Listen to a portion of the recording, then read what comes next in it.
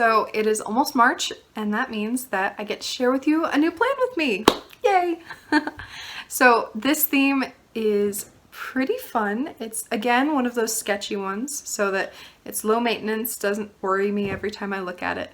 But it's actually different than I expected. So I was originally planning on doing this really intricate sunrise theme, and I made a bunch of thumbnails, I tried to figure out colors, and then I did a mock-up on a bigger sheet of paper, and I realized that it wouldn't work with markers, at least not the markers that I have. So this one was kind of last minute, but I honestly really love it, and I hope you do too. So let's get into it. Well, here we are. So I told you that I was planning on drawing a different thing, and the reason I didn't do that is because I could have done it, except I would have had to use watercolor. And don't get me wrong, I love watercolors. I have a set that I'm really happy with, but I'm not super comfortable with them, and I've never tried doing watercolors in a journal. And even though this journal has 160 GSM paper, it still is a little scary to break out the watercolors on my journal that I really love. And so maybe someday I will try watercolors in here, but today is not that day. I watched Pride and Prejudice recently, and that scene where Darcy comes up to Elizabeth is just so sweet. Just the aesthetic of it with the morning light coming in, or I think it's morning, yeah, and just the light on the grass. It's just so pretty, and it's foggy, and I grew up around lots of fog, and so I miss it, and that's what I was trying to get the aesthetic of with these like grass reed things. What are they? Tall grass? Anyway, I really liked how they turned out. That's what the little speckles are. It actually seems like I do those little magic sparkles in pretty much every spread that I've done since starting my YouTube channel, and honestly, I have no problem with it.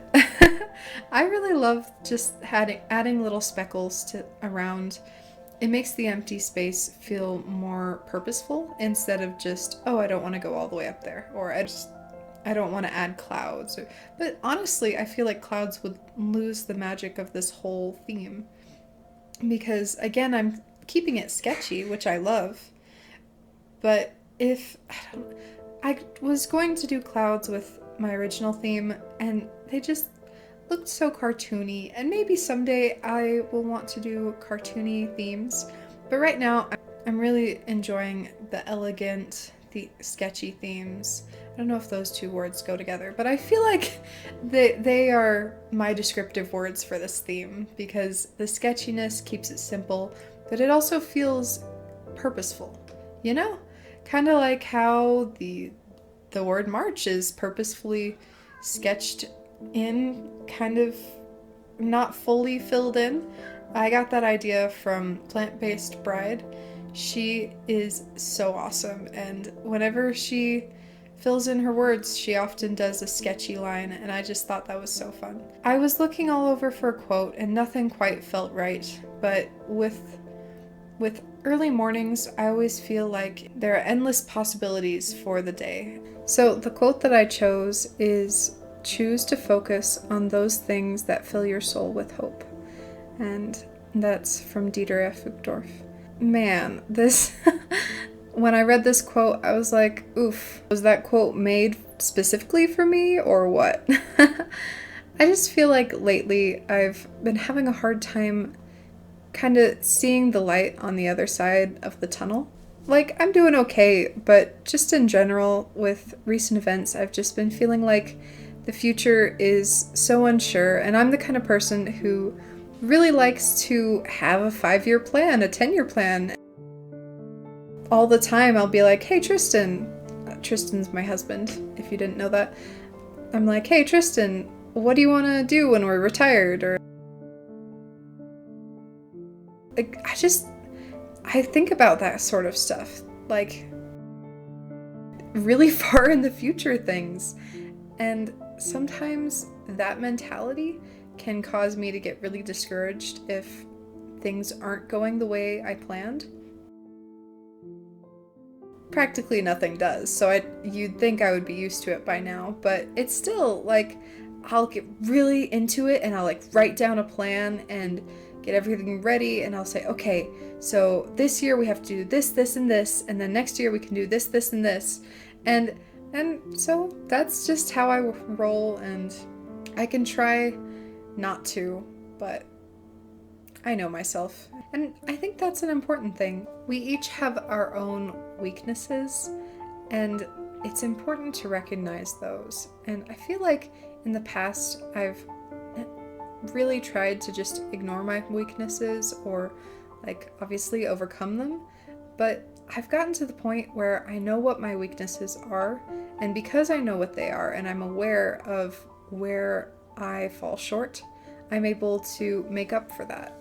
I feel like it's a much healthier way of doing things because, like, yes, these are things I want to change and I want to be better at, but bagging on myself about what I should be doing or how I should be feeling is just, it's not productive and it's not going to help me change.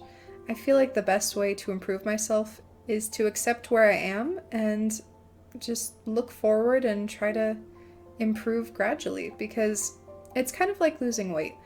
If I was to completely cut something out of my diet, then yeah, I would lose a bunch of weight.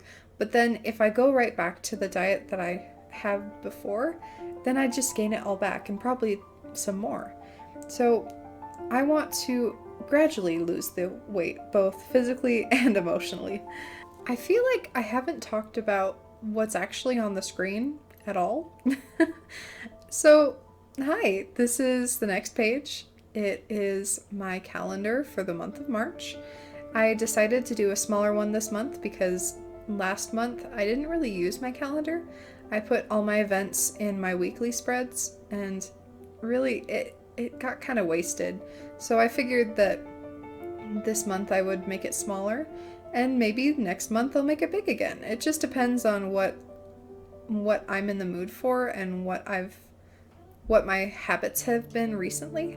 So recently I have had a pretty steady schedule, and I haven't had a lot going on outside of my regular schedule. So yeah, this is a good way. If I do have big events that I need to remember, I can stick them in that little events card. And then I have the goals thing. I honestly stuck it in there just because I didn't want events to be this huge thing that never gets filled out, which is kind of depressing, just knowing that I won't have that much to do. But hey, aesthetics matter too, and pretending that they don't matter to me would just be lying, so whatever. I don't usually include goals in a monthly setup, but I feel like lately I've been kind of wandering around aimlessly, at least internally I have been. And so I feel like adding some goals in there will really just help to ground me. Just like the quote and pretty much everything. I'm just trying to find homeostasis emotionally, physically, in my life in general. And yeah, if this will help, then maybe I'll do it every month. Who knows? I do goals at the beginning of each year, so why not at the beginning of each month, right? I feel like the most used spread in my entire bullet journal would be my brain dump. I have to have it in every monthly setup, and I use it all the time. I talk to my husband a lot and complain to him, but if there's stuff that is on my mind and it's heavy and I don't want to bog him down with it, then I'll just throw it on here. I have a journal that I write down big events and things that are important, things that I want my kids to be able to read about, but sometimes there's stuff that I just have to get out of my head because otherwise it will drive me crazy. And so that's what I use this spread for. If there's something that I'm overthinking or I'm worried about, then I will write it down in here. And a lot of the time, just writing for a paragraph or so will really relax me. And that's kind of strange, but you know how when you're a teenager, anytime you feel any emotion, you throw it into your journal and you're just like, oh man, this happened, I hate it, blah, blah, blah, blah.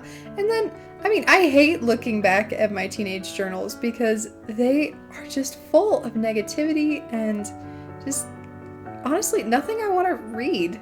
And I almost just want to burn them. And that's not what I want for my journals going forward. And so that is why I keep my brain dump spread, because it keeps everything negative and just self-deprecating out of my journal so that the important stuff can go there. I really wish I had started a bullet journal when I was in high school. I feel like it would have been so beneficial. I could have been on time to class. Well, maybe that's a little bit of a stretch, but at least I would have had my homework in. I feel like that would have helped. The brain dump spread can be whatever you need it to be.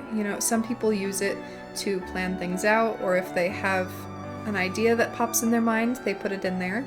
And I just prefer to use it as journaling, but that's the great thing about bullet journaling, is you can use each spread for whatever you want. You can add and subtract spreads anytime. This month I decided to try a new spread, and we'll see how it goes, but I think it'll be great because in the past I've planned out my YouTube videos either on a separate sheet of paper or in my phone, just writing ideas down, and that's cool, but I would kind of like to keep it all in the same place. And so I hope that this spread will give me a spot where I can write down ideas for videos, and I can plan out specific shots if I want. And it's not a lot of space to write, but if I need more next month, then I can add some. So that should work pretty well for me. I honestly don't need a whole lot of planning space. I'm still kind of figuring out my editing style and my recording style, and so at the moment it's just a lot of trial and error. I don't have things that I know I do every time. So this lettering style was so fun to learn how to do. I found a reference on Pinterest and it was of the whole alphabet, so I just practiced those over and over again, and I sketched out the letters ahead of time. If you're not super confident in your lettering, then sketching out your calligraphy or type is it honestly makes it so much easier. And I like my calligraphy and I still write it out just because it makes it easier. I don't have to think about recording and getting the perfect letters at the same time. I can just go through the motions and enjoy the relaxing part. It makes it more fun because then I'm almost planning my spreads twice, because I sketch everything out and then later on I will draw it in, and that way I'm not bogged down by thinking about the intricacies and the aesthetics of it at the same time. I can just relax and draw. I feel like I don't give myself enough time to just relax and do nothing, even though drawing isn't doing nothing, but it's kind of like I can turn off my brain and just relax and focus on shape and line and value, and it's just so nice. I think that's why bullet journaling appeals to me so much, is because it keeps me organized, but my favorite part about it is just the creativity that it involves. Obviously it doesn't have to, but I like it to be pretty. I'm doing another Dutch door spread this month because I really enjoy them, and I looked at the side of my bullet journal and I realized that I'm almost halfway through, and I was honestly devastated because I was hoping that my bullet journal could last for 6 months. But I guess that's good. It means that I'm using it. So I will probably have to start a new bullet journal within the next couple months. And yeah, so to save on paper, I taped in the Dutch door instead. So technically I didn't cut any paper. I just used some dotted paper that I had on hand. So hopefully that will give me a few extra pages at the end. So maybe I can get through like 4 months, 5 months, 6 months. I almost don't dare to say 6 months because I really am almost halfway through. But yeah, so I didn't use my trackers a whole lot last month, and so because of that, I decided to just do a couple of my most important trackers uh, in March. And I stuck them in the same spread as the Dutch Door weeklies. And I thought that was really nice because then I have it all in one spot. If I'm feeling lazy, which I have been lately, then I don't have to turn a bunch of pages. If I look at my bullet journal at all, then I can do it all in one sitting. So the lines that I added to the weeklies, I thought they were so cute. I used an old fine liner in, I think, 0.05, and it was basically dried out. The nib had been pressed down super hard, and so I just wrote super lightly, and I let myself pick up the pen a couple times on each line, and I think it makes it look like a notebook and with lined paper, but it doesn't. I feel like I can still write on it and it won't distract from my own writing, you know? So I think that I'll do this in the future. I honestly really love how it looks, and I've been really craving lots of layering lately.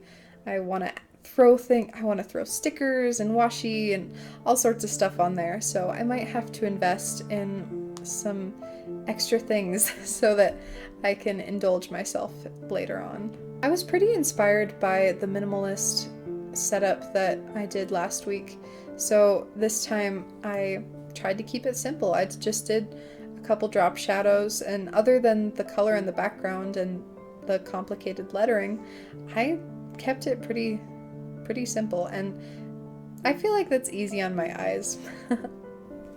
I feel like lately I've been using a lot of really muted colors. Like last month I used the really light blue and the gray, and then this month I have the just neutral tan and again the gray. I don't know why, but I used to want to do such bright colors, and I don't know. I feel like we have trends in what we like and the kind of people we are. Like, I used to be super energetic and happy and excited, and now I've kind of mellowed out. But maybe that's just because I'm getting old. Who knows? I hope this gave you inspiration for your own bullet journal. And if you don't bullet journal, then I hope you just enjoyed it.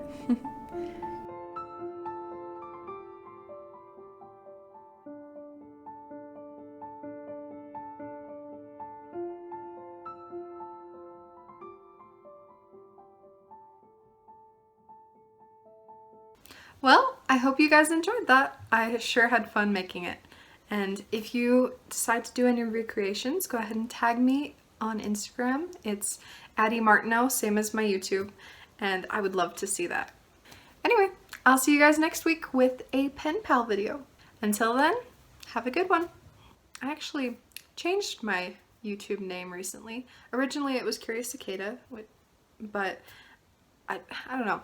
I felt like it wouldn't age well, and so I was like, I can just use my name, but I didn't really want to use my full name, and so Martineau. It's my middle name.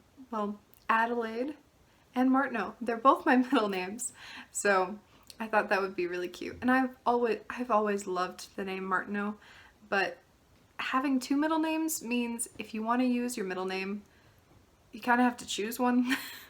And so this way I can choose both because I like them both.